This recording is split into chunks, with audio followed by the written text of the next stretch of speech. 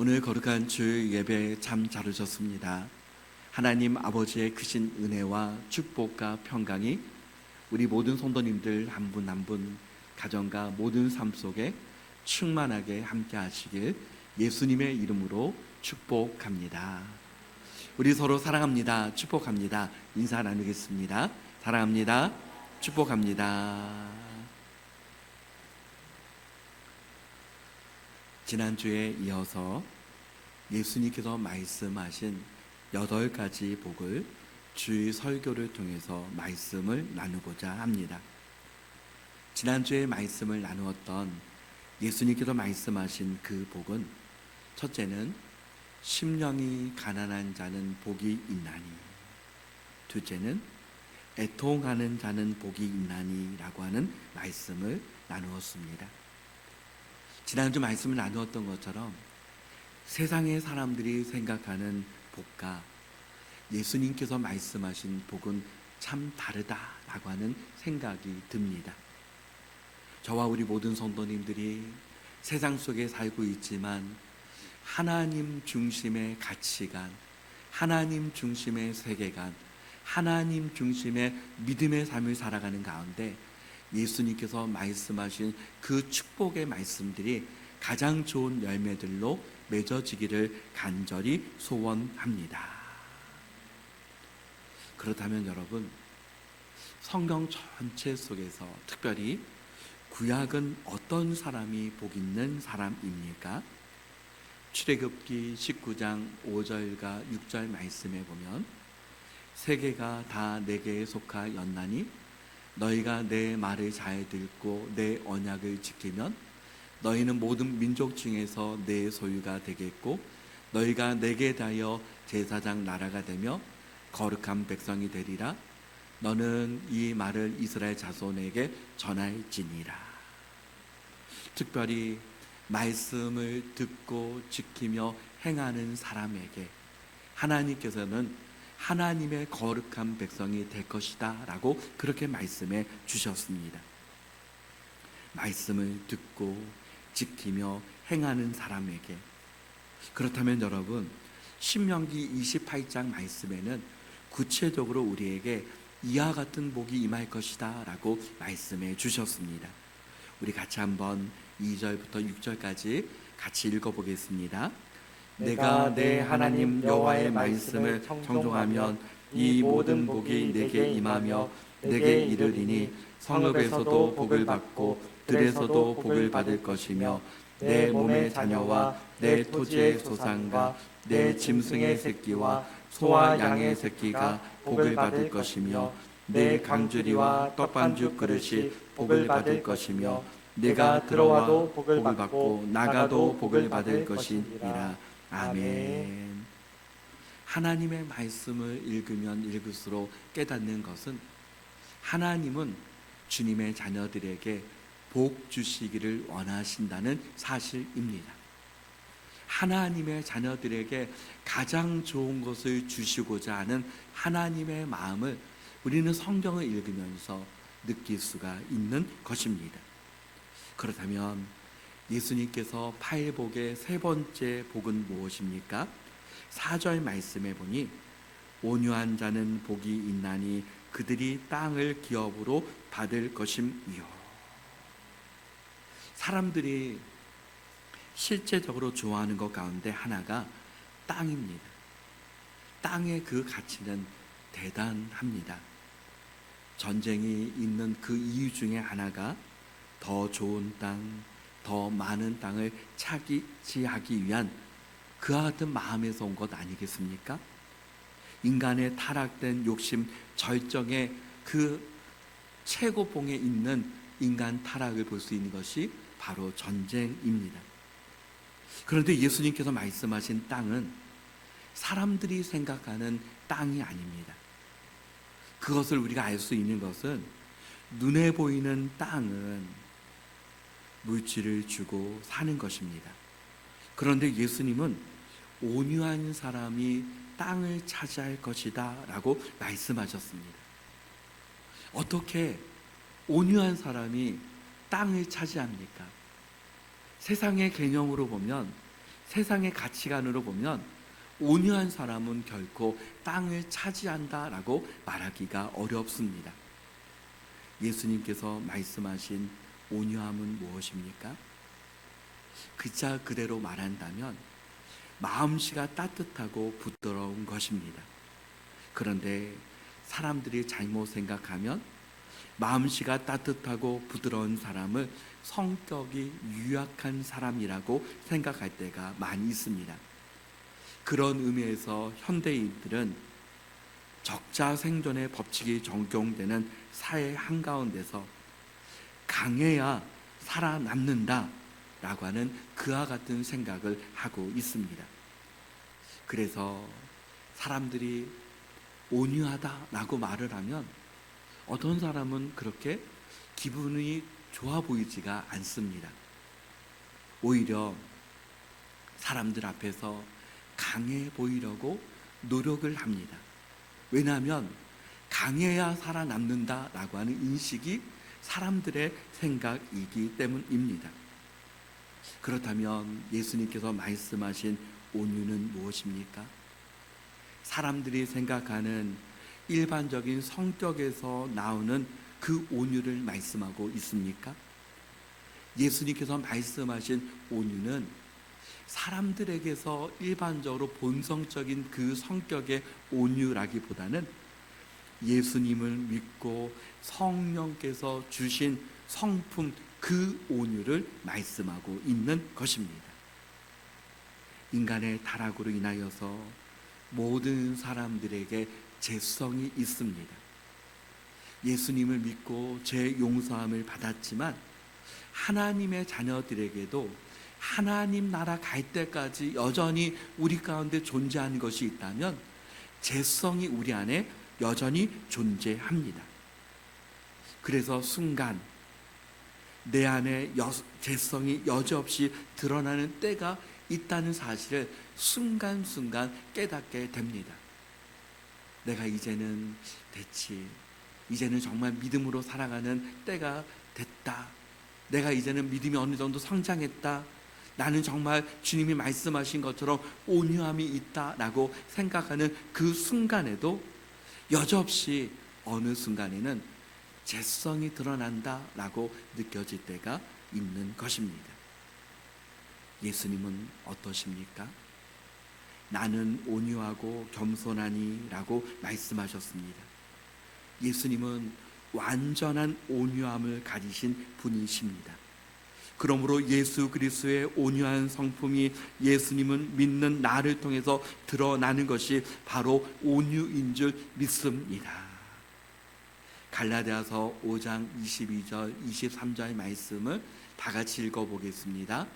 오직 성령의 열매는 사랑과 희락과 화평과 오래 참음과 자비와 양성과 충성과 온유와 절제니 이 같은 것을 금지할 법이 없느니라. 아멘. 성령의 열매, 이와 같은 열매는 예수님의 그 성품을 보여줍니다. 그런데 여러분, 이 오직 성령의 열매 가운데 있는 이 성품이 저와 우리 모든 성도님들에게도 있지 않습니까? 그런데 예수님과 또 우리 가운데 차이가 있다면 예수님께서 가지신 이 열매는 완전한 열매라는 사실입니다. 그러므로 우리가 온유를 닮아간다라고 하는 것은 나의 힘과 나의 능력으로만 되는 것이 아니라 성령의 주시는 능력과 힘으로 된다는 사실을 말씀하고 있는 것입니다. 그래서 온유는 성령의 열매 중에 하나입니다. 그렇다면 우리가 온유한지 아니한지를 어떻게 무엇으로 알 수 있습니까? 가장 중요한 것은 하나님 앞에서의 나의 마음의 자세를 보면 알 수 있습니다. 나는 과연 하나님 앞에서 어떤 자세를 가지고 있는가? 성경을 보면 온유한 사람으로 잘 알려진 사람이 있다면 누구이겠습니까? 모세입니다. 민수기 12장 3절 말씀에 이 사람 모세는 온유함이 지면의 모든 사람보다 더하더라. 지면의 모든 사람보다 더한 그 온유함을 가지고 있습니다. 모세는 수백만 명의 그 사람들을 이끌고 출애굽을 하고 광야 40년을 인도했던 탁월한 지도자였습니다. 지금처럼 매스컴이 발달되고 SNS가 있고 여러분 문자 메시지로 수백만의 사람들에게 동시적으로 모세의 명령을 전달할 수 있는 이런 시대 같으면은 말이 잘 그래도 통했을 것입니다. 그런데 그 수백만의 사람들을 그냥 이끌어 간다라고 하는 것은 지금 우리가 생각해도 힘든 일 아니겠습니까? 출애굽에 나오는 그 가정도 또 광야 생활을 하는 그 모든 가정도 결코 말씀을 읽으면서 우리가 느끼는 것은 쉽지 않다라고 하는 사실입니다. 이런 말을 하는 것을 사람들 사이에서 종종 듣습니다. 쉬운 사람이 없다. 여러분, 이 말은 모세가 수많은 사람들을 이끌고 나갈 때 얼마나 힘들었을까를 짐작하게 하는 말입니다. 실제적으로 모세가 광야 생활 초기에는 어땠습니까? 사람들의 모든 문제를 아침 이른 시간부터 늦은 시간까지 그 사람들의 모든 문제를 다 들어주고 그 모든 것들을 해결하려고 했습니다. 얼마나 힘들었겠습니까? 그러나 또한 모세의 그 옆에 아론과 모세의 누이 미리암이 있었습니다. 어떤 때는 미리암도 아론도 큰 힘이 되었습니다.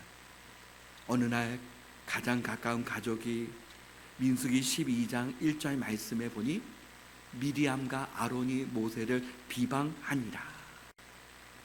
일반적으로 사람들이 비방하는 것은 어느 정도 참을 수가 있고 넘어갈 수 있습니다. 그런데 가족이 나를 비방하는 말은 얼마나 힘이 듭니까? 아론과 미리암 가장 가까이에 있는 그 가족이 비방을 합니다.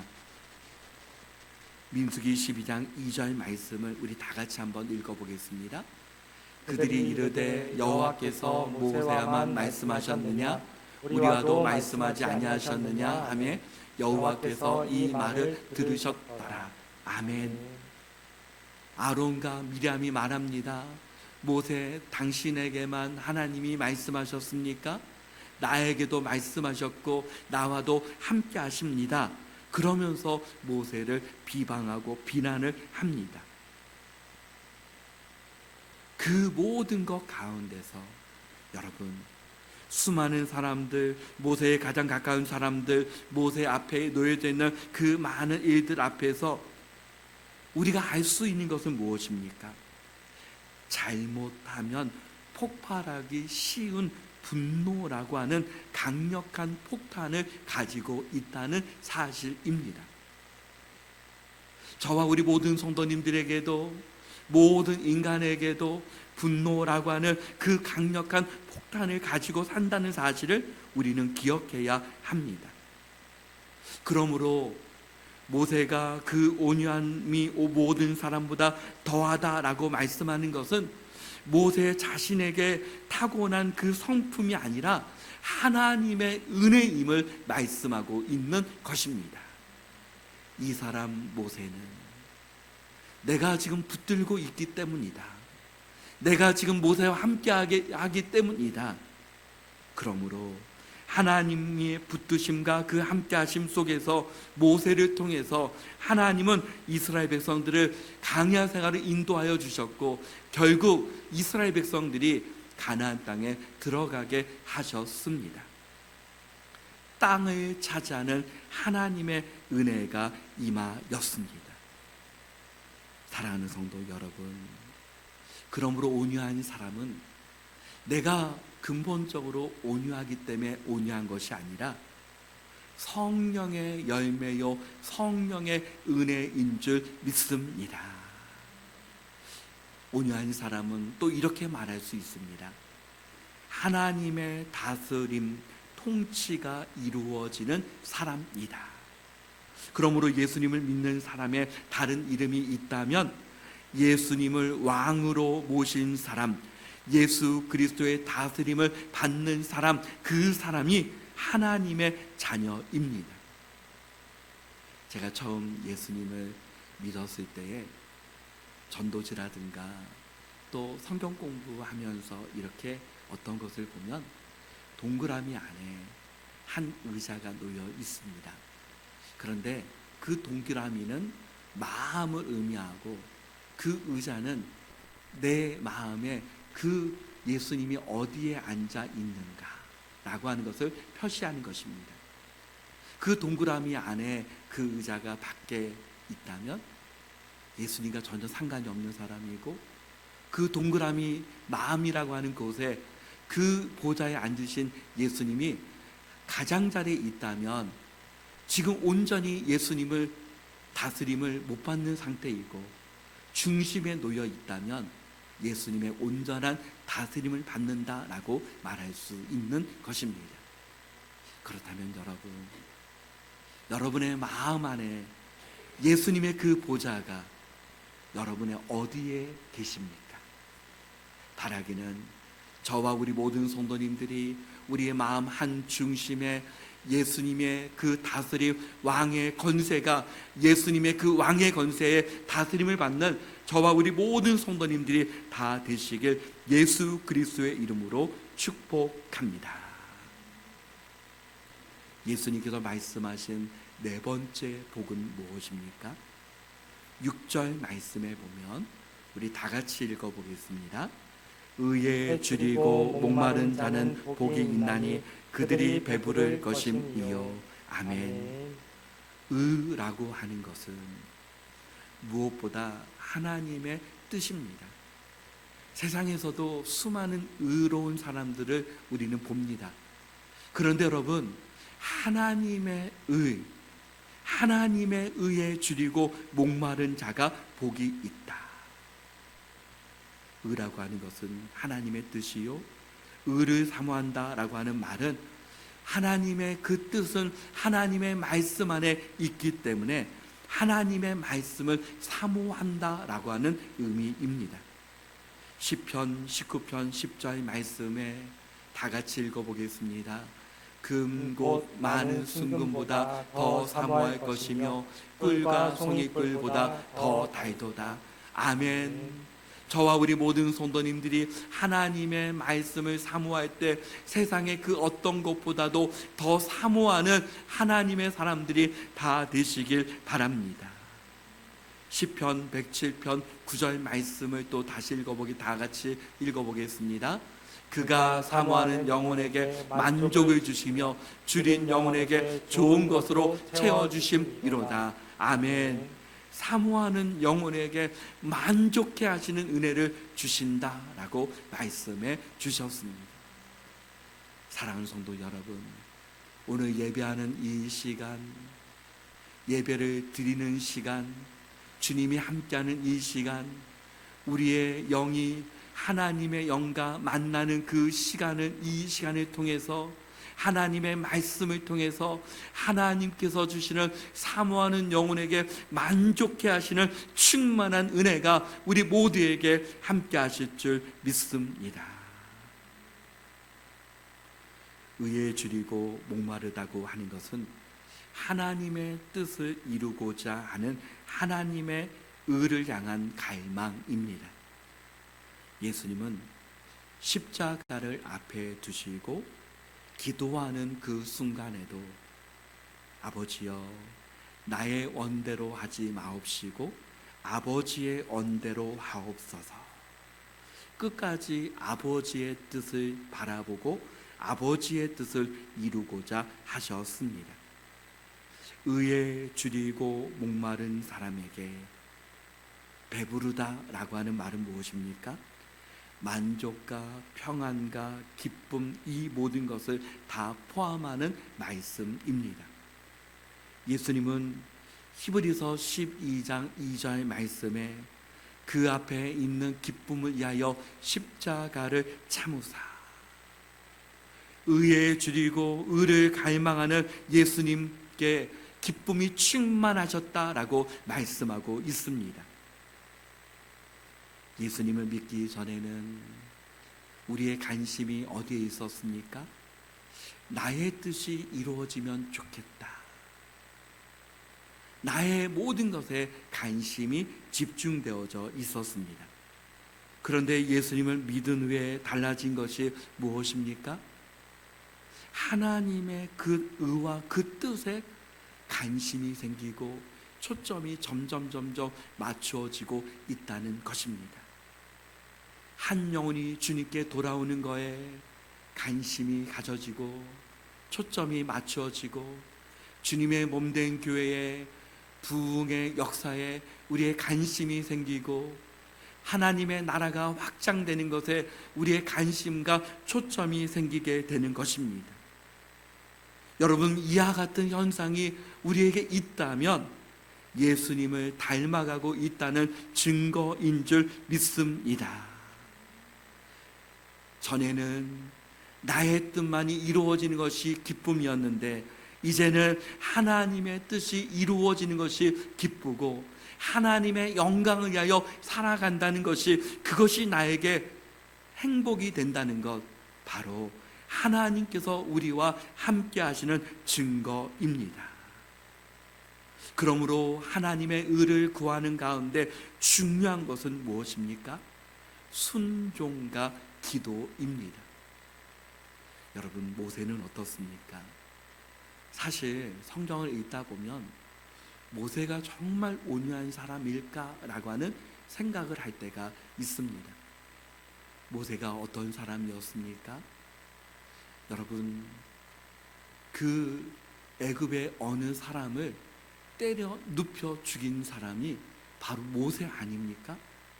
그와 같은 사람을 보면서 어떻게 온유한 사람이다라고 그렇게 말할 수 있습니까?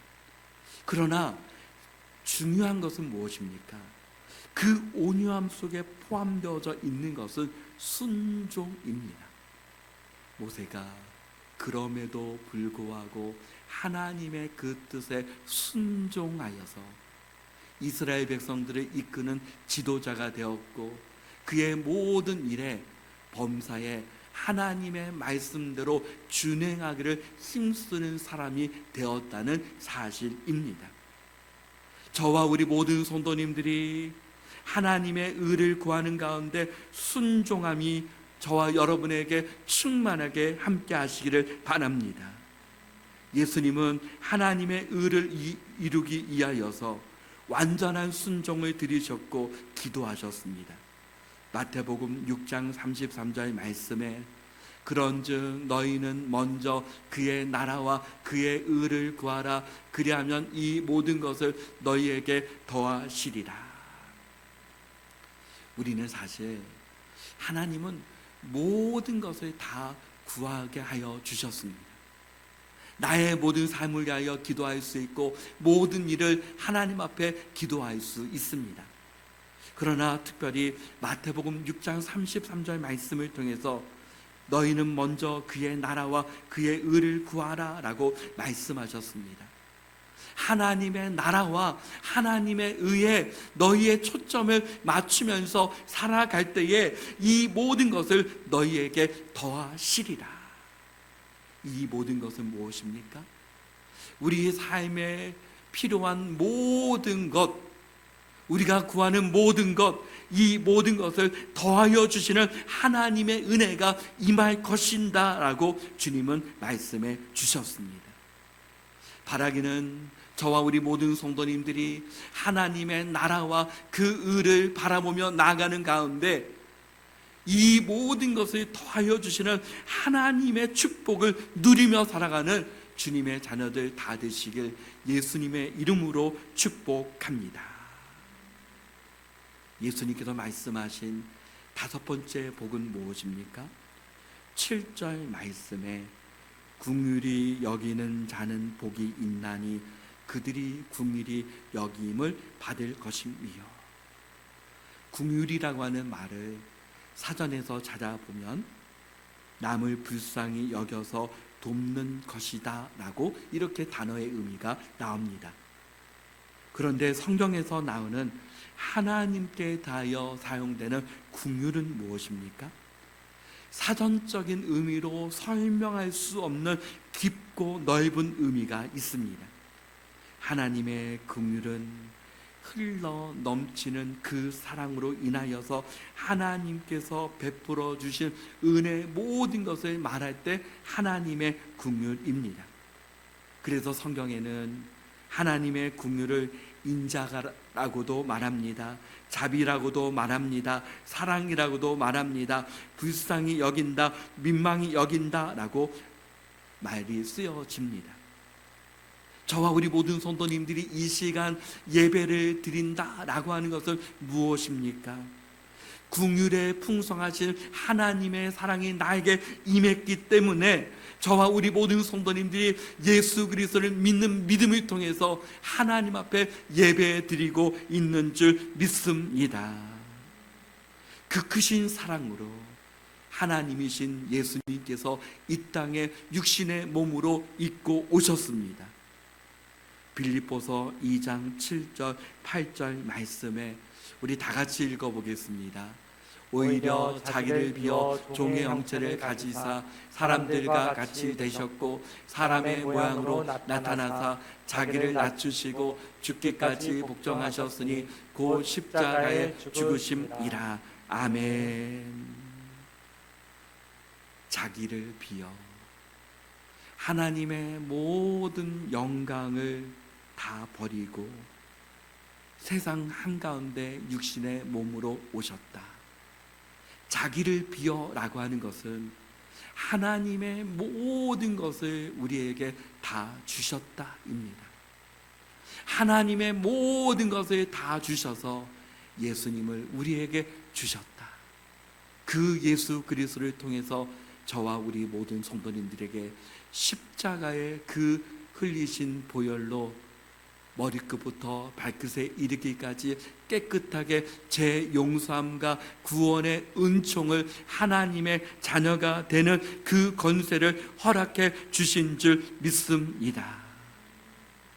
또한 예수님은 이 땅에 오셔서 하나님께서 우리에게 모든 것을 다 주셨을 뿐만 아니라 히브리서 2장 18절 말씀에 그가 시험을 받아 고난을 당하셨은즉 시험 받는 자들을 능히 도우실 수 있느니라. 예수님께서 이 땅에 오셔서 시험을 받으셨습니다. 고난을 받으셨습니다. 모든 환난을 다 받으셨습니다. 그 모든 것을 다 아시기 때문에 지금 하나님 보좌 우편에서 또 지금 우리와 함께 하시는 이 시간에도 능히 우리를 도우실 수 있다라고 말씀해 주셨습니다.